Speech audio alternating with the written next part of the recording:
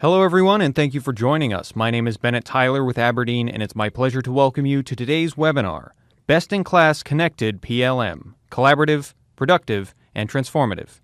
This webinar was hosted by Aberdeen and is brought to you by PTC. Our presenters today are Michael Locke, Senior Vice President of Research here at Aberdeen, and Kevin Wrenn, General Manager of PLM at PTC. You can find out more about our speakers by clicking the drop-down arrows below their photos in the bio section. We encourage you to submit your questions throughout the webinar using the Q&A field you can see on your webinar console. We won't have a live Q&A today, but we'll be taking your questions and following up with you in the coming days. Be sure to check out our resource list as well for additional info, and if you have any technical difficulties, you can hit the Help button on your console. It is now my pleasure to turn the webinar over to Michael Locke. Great. Well, thanks very much, Bennett, and welcome to everyone joining us today. It's really a pleasure to have the chance to talk with everyone today. For those of you that may not be familiar with Aberdeen, the bulk of the research that we create is driven directly from feedback from managers and those who have specific experience with the technologies and processes that we cover in our research, PLM being an important one. So I want to thank you for joining us, but also for participating in the research over the years. That participation really drives the value of the insights that we create. And today's topic is especially exciting to me as I get to share some of the key findings from a recent survey that we ran focused on the topic of PLM digitization and how top companies are driving toward a more connected and collaborative PLM environment, one that helps them not only tap into more cutting-edge technologies and processes, but deliver elevated performance as well. So through the course of the presentation, Kevin and I will be doing a little bit of our own collaborative back and forth as I share some of the relevant findings, and he can really make this real for us by talking through PTC's approach, but also giving us some real-life customer examples of those that are really putting these best-in-class strategies into action. So just a quick agenda for what we'll be talking about today. I want to start by setting the stage with some background discussion of what's going on in today's evolving PLM environments and briefly talk through Aberdeen's research methodology. Then I'll jump into the meat of the research findings and put some specific numbers to help really paint the picture of that complexity in today's PLM environments. We'll sort of flow that conversation into the profile of what best-in-class strategy looks like and the attainable performance improvements. And then finally just close out with a few key takeaways from the research that really jumped out at us as critical points to make. So what is going on in today's PLM environments? These are some high-level points that are rooted in more specific data, much of which we'll be talking about later in the presentation. But essentially, you've got this perfect storm of changes that are really challenging today's managers. So in the product environments themselves, you're seeing an increase in the complexity of product offerings, largely out of necessity, but you're also maybe dealing with poor communication and collaboration across business functions as departments become more siloed and insulated from one another, really hindering the ability to gain that executive oversight over those environments. At the same time, the evolution in technology certainly hasn't slowed down one iota. Companies deal with multiple PLM systems globally. They look to consolidate. They start to explore different hybrid IT architectures that enable them to take advantage of the cloud while maintaining on-premise systems as well. Emerging technologies like augmented reality, virtual reality, as well as sort of the expansion in some of these use cases coming out of machines and sensors in today's IoT. All of this happening on top of a changing foundation of complex systems and disparate data. It's really enough to make today's managers' head spin. So in light of this environment that we were just talking about, we launched a targeted study to try to understand better what's going on in the mind of these managers in the PLM world and how are companies reacting. So in light of this environment, we launched a targeted study to try to understand better what's going on in the mind of these managers in the PLM world and how are companies reacting. So some quick numbers on the survey itself. We gathered data from close to 400 total organizations, all very relevant to some of the questions that we were asking. But more specifically, we were able to hone in on 136 senior-level engineers that really shaped the insight about best-in-class PLM strategy. These were primarily mid-size and large enterprises, about 70% actually, and almost exclusively in dedicated PLM or manufacturing roles. The survey skewed toward North America with about 70% of the respondents, but did include a global sample with about 25% from EMEA and 5% from the rest of the world. And really, the idea behind this survey was to investigate some of these key areas, including some top PLM challenges, gain an understanding of how these environments are evolving, and look into some other aspects of PLM, including the benefits of a cloud architecture, as well as looking at some emerging IoT use cases as well. So just a quick sort of teaser data point here. This is one of the high-level early questions that we asked, really looking at market pressures. So respondents were asked to rank their top pressures on a scale of 1 to 3. These percentages here that we're seeing of companies that ranked these as the most important. So you can see far and away the top market pressure has to do with the need to meet demand for higher quality and higher performance products, almost twice as likely as any other answer choice to be ranked as a top pressure here. Others showing up including sort of internal and external pressures to launch products more rapidly, meeting the need for more customized and complex products as well, but also doing so at a lower cost.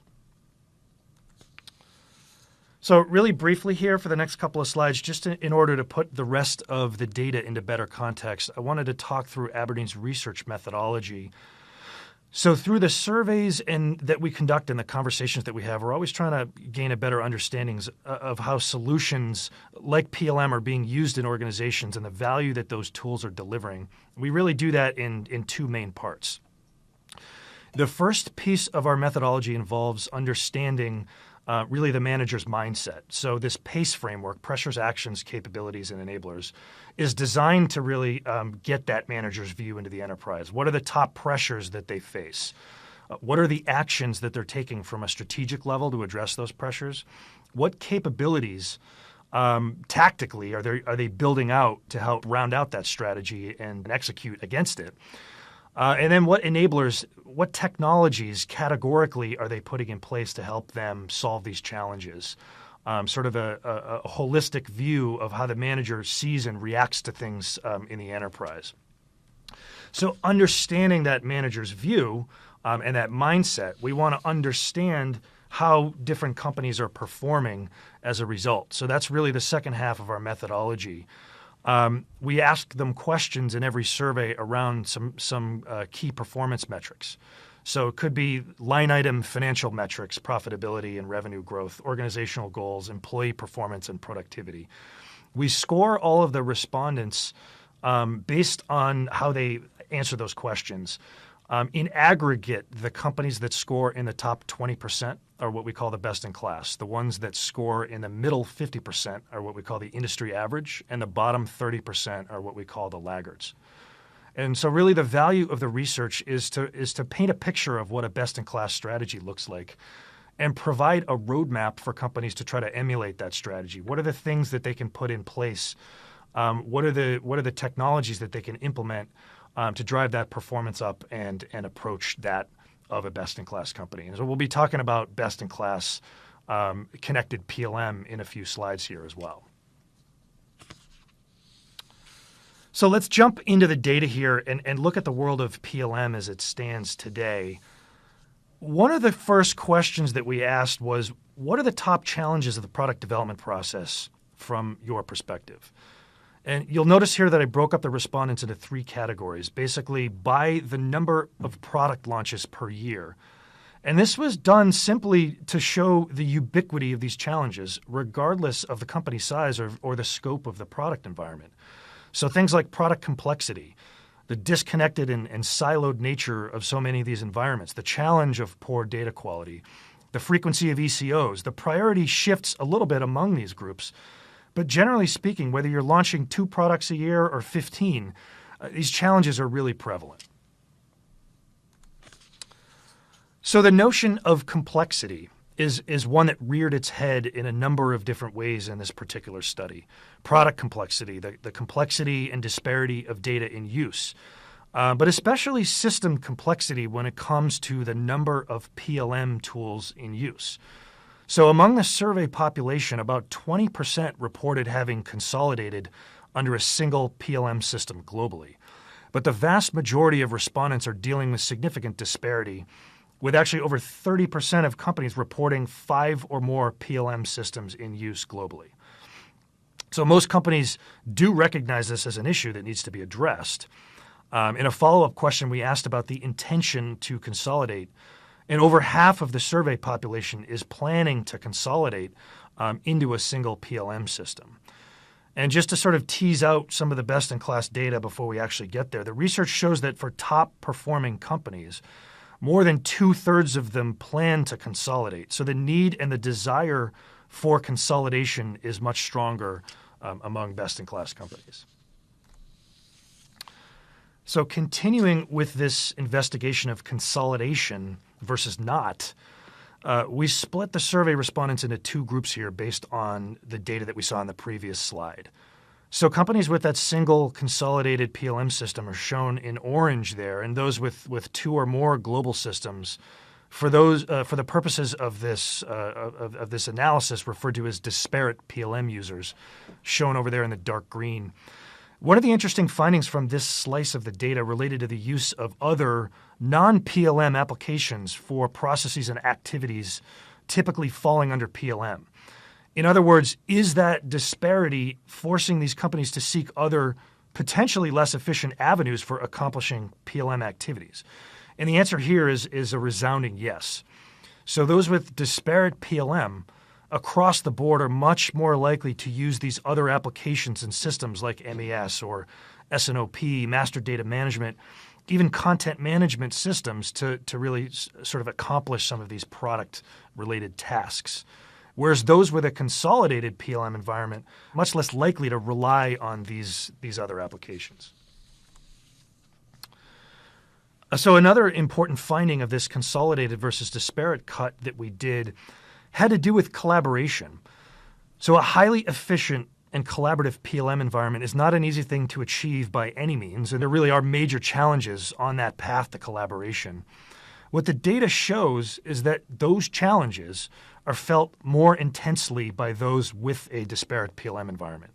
So things like limited executive sponsorship, lack of interest among managers and stakeholders, lack of collaborative tools within the PLM systems, these are more likely to be challenges for those with that disparate PLM environment. And ultimately what this leads to, or at least one of the things it can lead to, is a lengthening of the product development lifecycle.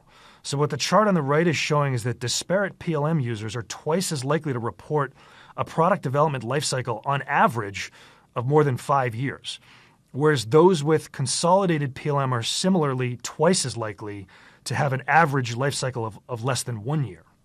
So some pretty interesting and noticeable discrepancies between those with consolidated and those with disparate PLM. So at this point, what I want to do is hand things over to Kevin Wrenn from PTC just to give us an overview of the PTC approach and how it relates to some of these findings. Kevin? Thanks, Michael. So, to your point, over the past, let's say 20 years or so, PLM's really served engineering quite well. And I think it's been looked at as a real engineering tool. But with the advent of digitalization and product complexity, people are realizing these challenges of disconnected systems, need for higher level of collaborations amongst different functions, and better data quality, let's say in data silos, and a free flow of information across all of these different functions as people try to connect engineering and the product all the way down to what's happening in the field with the customer. I mean, that's what we call digitalization. And so just by definition, all of these different roles need to start to get involved in the process. So not just engineers, but people from service, from manufacturing, from suppliers, from customers, and on and on. All of these folks need access to data that they're interested in the context of the product, particularly if it's a product-centered company.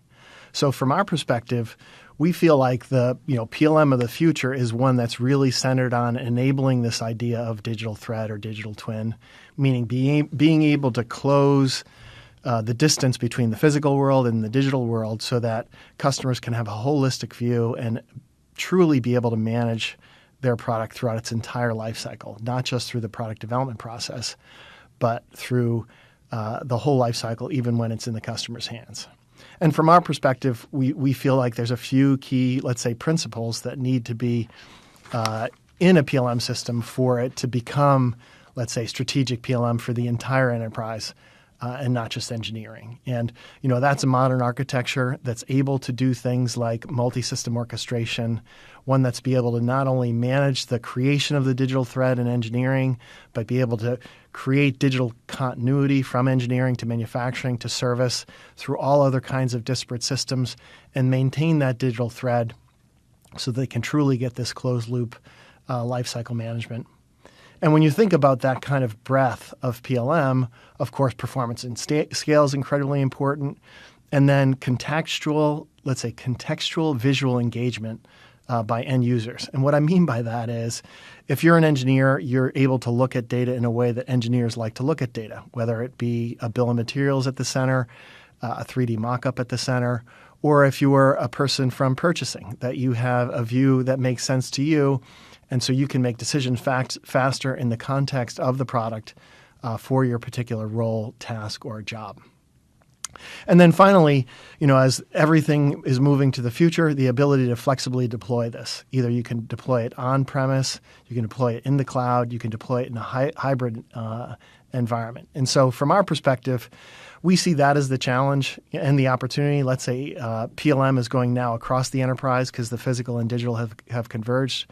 But there's some key things that technology needs to be able to provide so that companies can really fulfill this promise of really bringing new, interesting, differentiated products to the market that are higher quality and more personalized to their customer base. Great. Thanks, Kevin. Appreciate that insight.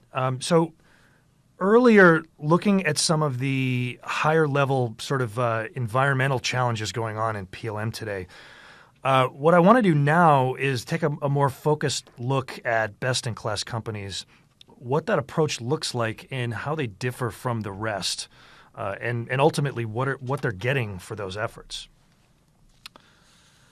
So first, we start here by defining the best-in-class, starting with 3 metrics that really speak to a sound, effective PLM strategy. So average year-over-year increase in engineering productivity, improvement in first-pass yield over the previous 24 months, and the average percentage of product launch target dates met. I should mention here, for the purpose of this best-in-class cut, we really wanted to get the most relevant sample as possible, so we limited it to 136 senior-level engineers at large organizations. But you can see here some of the really striking deltas between the best-in-class and all others. I won't necessarily go line by line through all of these, but a 22% increase in engineering productivity versus 3% for laggards, more than 4 times the improvement in first-pass yield compared with average companies. Some pretty big differences here between the best-in-class and everyone else. So as I said, these are the metrics that we use to define best-in-class companies. Let's start to look at some of the characteristics that help support that level of performance for best-in-class companies. Starting here with their propensity to extend and broaden the use of PLM into different critical activities and processes across the product environment. So from change and configuration management to supplier management, platform design, external collaboration, best-in-class companies are supporting these efforts through the use of a formal PLM platform versus doing them manually or ad hoc or with other applications as we saw before.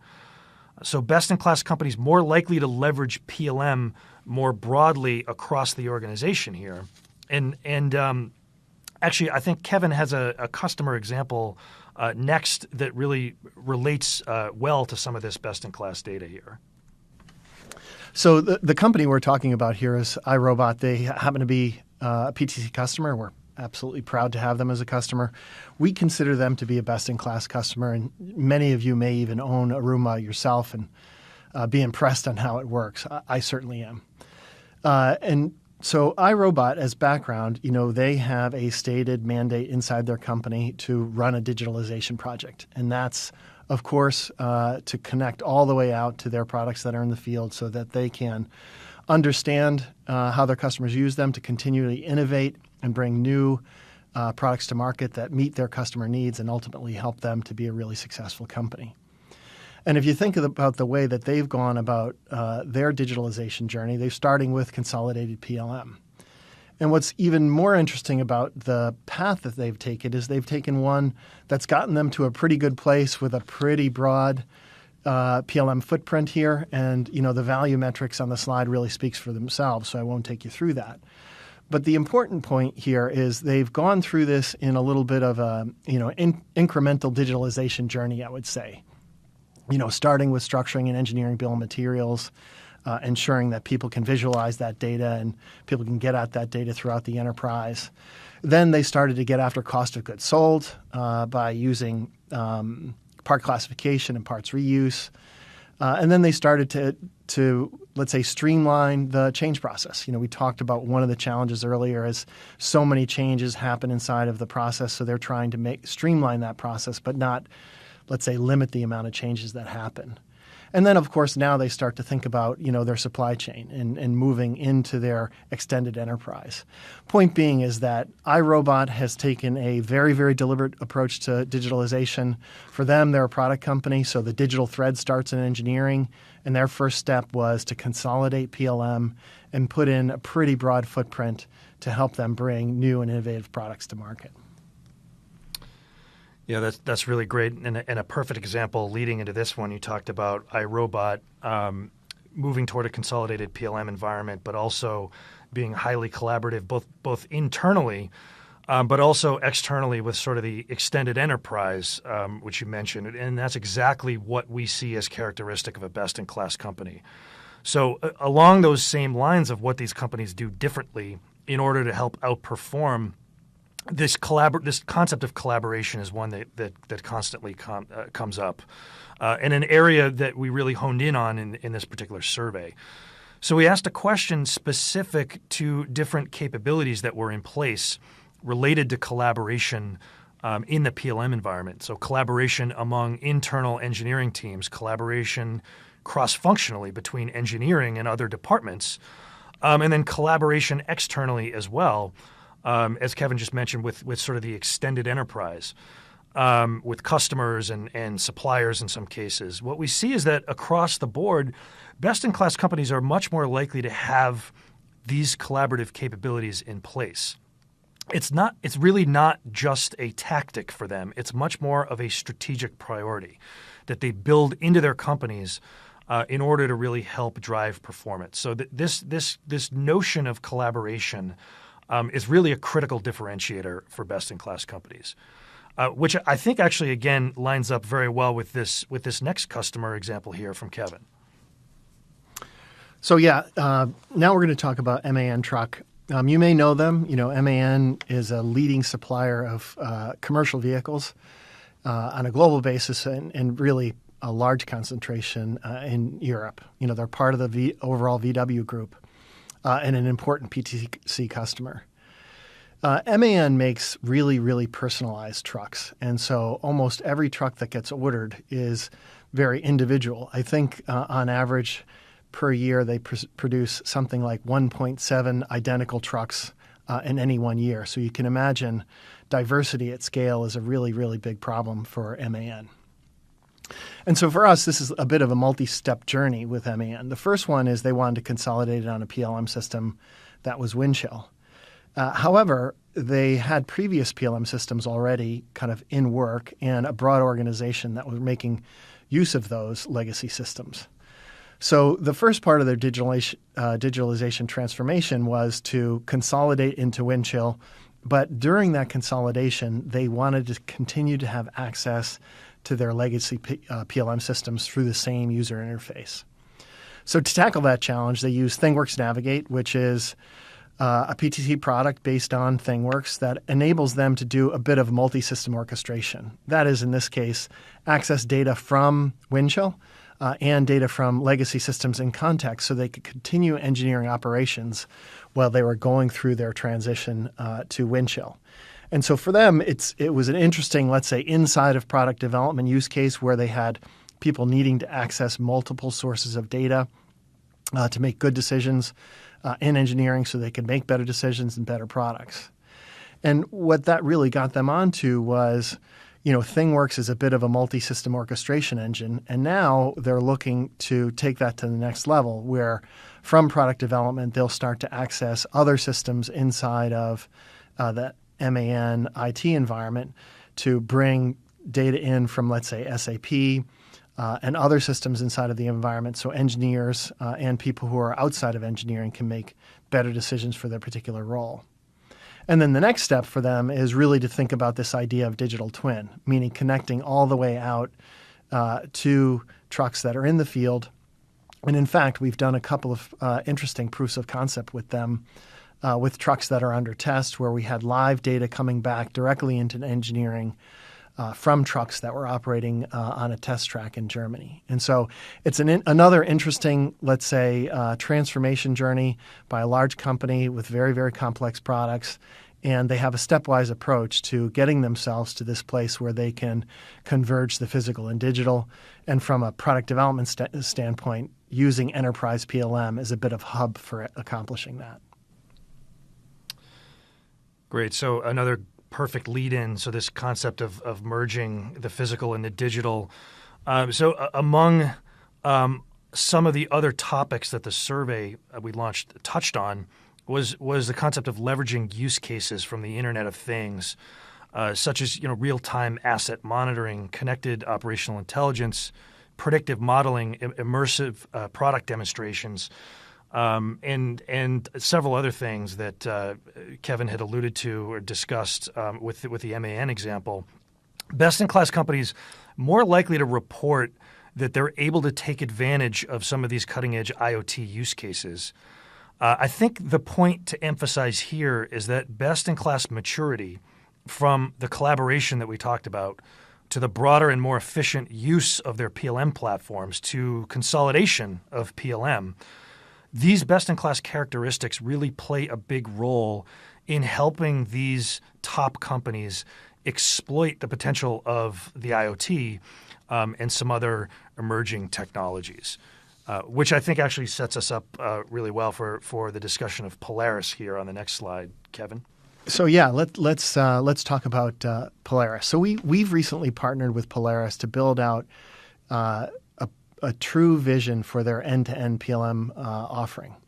So first, before we get into what we've been doing with them, let's just talk about Polaris. They have an interesting and inspiring vision, if you ask me. From their perspective, they want to fuel the passion of their employees and riders around the world by delivering the most innovative, high-quality vehicles and products and services across the entire, let's say, product lifecycle to their customers. And for them, they want to use technology innovation to bring these new innovative products to market. And for them, they see PLM as a key enabler of being able to do that, starting in engineering, going through manufacturing, going into service, and ultimately going out to the customer experience of buying and owning their vehicles. So we're partnering with Polaris to construct a vision with them across the entire spectrum, starting in their engineering department and ultimately ending up in their customers' hands. And that starts in engineering with an engineering bill of materials, then transforming that engineering bill of materials into a manufacturing bill of materials and into a service bill of materials to create digital continuity, let's say, inside of their enterprise. And once we have that rich product data captured in engineering, manufacturing, and service, we'll start to leverage that rich product data as well as data coming from equipment that's being run to start to build IoT use cases. IoT use cases in engineering, in manufacturing, in service, and even in their dealer network in the purchasing process. And so what you see is people constructing this very, very strong core PLM base of data that then they can leverage throughout their enterprise and start using this rich digital data in combination with physical data, physical experience data coming from the equipment itself, in combination to create these IoT use cases that can drive tremendous value across the entire value chain for Polaris. More specifically, the impact that Polaris intends to happen really tie back to what I started with, which is they want to inspire the internal folks to do better, make better products, and they want to inspire riders around the world to better experience their product. So from an internal standpoint, they're going to use them to improve predictability of delivery of products along the way and get after things like engineering efficiency, cost of goods sold, cost of poor quality. And then from a consumer standpoint, very interesting, they want to understand the market better, so connect to products so they understand how products are being used in the field so they can make more customer-centric products, to let customers use a configurator tool to experience special features on their product before they even purchase, and then really start to look at real-time data at the individual basis to understand both product quality and offer their customers a really seamless service experience through the entire extended PLM ecosystem, starting way back in engineering and ending with exactly how customers are using their products. Great. Thanks, Kevin. Great example, that Polaris. I love that. Love the Polaris example. So, of course, we couldn't launch this study without exploring the use of cloud infrastructure and how that plays into a PLM strategy. So we asked a question specific to the delivery model of PLM. Is it SaaS-based? Is it managed on-premise? Is it a managed service implemented in the cloud? What does it look like today, and what do you expect it to look like in 2 years? Just some of the questions that we asked. So while many companies report that they're moving to a cloud environment, 2/3 of best-in-class companies report that they have a cloud-based managed service to implement PLM today. So the vast majority of best-in-class companies are managing at least some aspects of their PLM environment in the cloud. And what are the implications of that deployment model? Well, for the best-in-class, it leads to improvement in a variety of areas. What we're looking at in the chart on the right is the percentage of best-in-class companies that saw improvement in things like speed of implementation, their total lifecycle costs, scalability, recurring revenue, etc. So that best-in-class strategy helps all of the aspects that we already talked about, really helps support a more flexible cloud-based PLM environment and helps drive performance in some key areas as well, which I think actually, again, lines up very well with the PTC approach. Kevin? In general, when we think about the cloud, PLM is moving to the cloud. We've seen that happening here and accelerate over the last 3 years here at PTC. I think our cloud business has grown something like 73% in a CAGR perspective. And I think the fundamental reason there is it enables people to accelerate their PLM deployment to achieve all of the, let's say, results we've been talking about through this entire webcast. And so from the perspective of being on the cloud, what it gives you is acceleration in time to value and flexibility in terms of expansion, not only of users, but of functionality. And what it really does for a company that's not focused on IT per se is lets them focus on what they're good at, engineering the best-in-class products for their particular segment to go out and win in the market. And not having to worry about, let's say, managing the overall PLM system helps them focus on the things that are really important. Thanks, Kevin. And at the end of the day, that performance is really what matters. So earlier we saw the different metrics that were used to determine best-in-class companies. What we see here are some of the other areas where they excel just by virtue of the fact that they are top performers and they have all those different levels of maturity within their organization. So leveraging that collaborative environment and a more comprehensive use of PLM and a more flexible deployment approach, these top companies drive results. So as you look at the various targets that companies look to hit across critical metrics like revenue from new products, product quality at launch, product budget achievement, best-in-class companies are much more likely to be on the mark in these critical areas. So one more time here, back to Kevin to talk through another best-in-class company and the results that they were able to drive. KOEL is another really great example of a best-in-class company that's using PLM to modernize their product development and manufacturing infrastructure. In fact, KOEL has consolidated their disparate PLM systems on Windchill and then take it the next step to integrate that into ERP.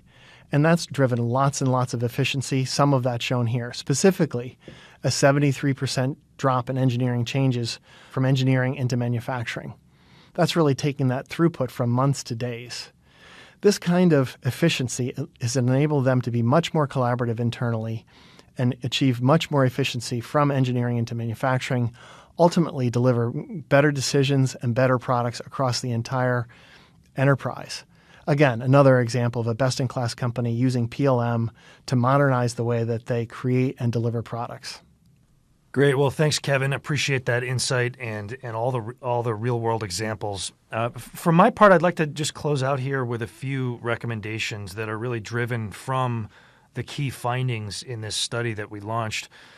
So first, when you think about the complexity of a typical data infrastructure these days, it's a lot to handle, even for small companies with relatively few product launches.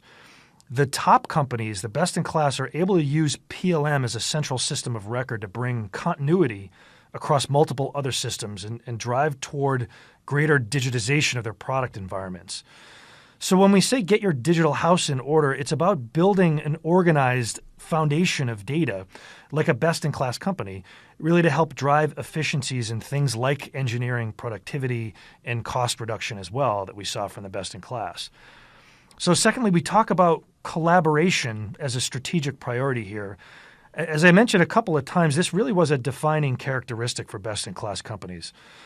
We saw the earlier findings that showed how top companies are more likely to collaborate internally between engineering teams, cross-functionally, and externally as well in the extended enterprise. This type of environment creates less friction in the flow of information across departments, giving people the data that they need in the context that they need it. This really helps support more efficient product development environments and higher percentage of product launch targets met for the best-in-class. And then third, we also talked about PLM consolidation as a factor in elevated performance for a lot of companies. So while about 20% of all companies reported having that consolidation around a single PLM solution, about half were planning on consolidating. But almost 3/4 of best-in-class companies had plans to drive toward that single consolidated system. And as we saw before, consolidated PLM supports reduced product lifecycle, product development life cycles, and other efficiencies in that process. So for top companies, we saw a higher level of achievement on revenue and cost targets from new products. So that brings us to the end of the presentation. I want to thank everyone again for joining us today and thank Kevin Wrenn as well for some fantastic insights from the PTC team. What I'll do now is hand things back to Bennett. Thank you very much, Mike. That brings us to the end of the presentation. As Mike mentioned, I want to take a moment to thank Mike and Kevin for sharing your research, insights, recommendations, and a special thank you to our sponsor, PTC, for making today's webinar possible. We hope you found today's broadcast to be beneficial, and if you have any questions, you can continue to submit them through the Q&A window on your screen. Your questions are being recorded, and we will follow up with you soon. If you'd like to learn more, you can visit the links you can see on the slide, as well as checking out the resource list on your webinar console as well. Thank you very much for joining us today, and we hope you enjoy the rest of your day.